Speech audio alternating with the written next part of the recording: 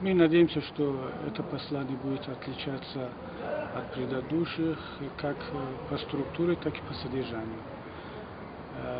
По опыту мы знаем, что во всех ежегодных посланиях президента парламенту есть некоторые вопросы, на которых делается акцент, но это в основном такие теоретические вопросы или вопросы, которые не касаются особо социально-экономических проблем.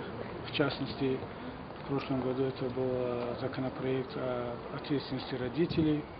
До этого была у нас такая всеобщая проблема, закон о упорядочении обрядов и традиций.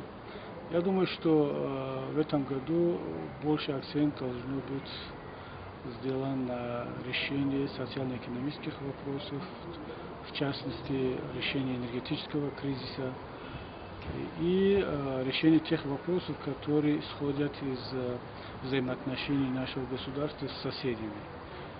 Надеюсь, что общество получит четкие ответы и четкие прогнозы на ближайшие 2-3 года. Чего нам ждать, что ждет таджикских граждан.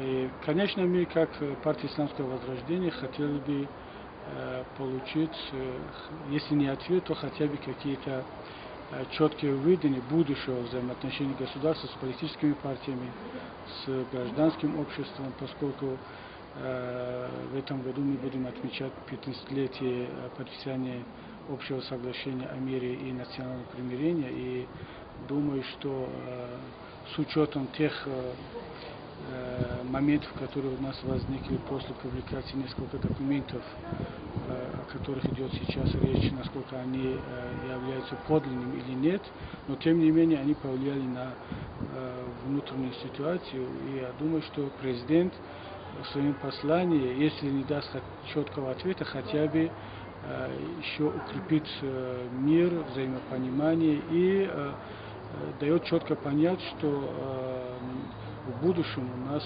будет все-таки мир и взаимопонимание в обществе.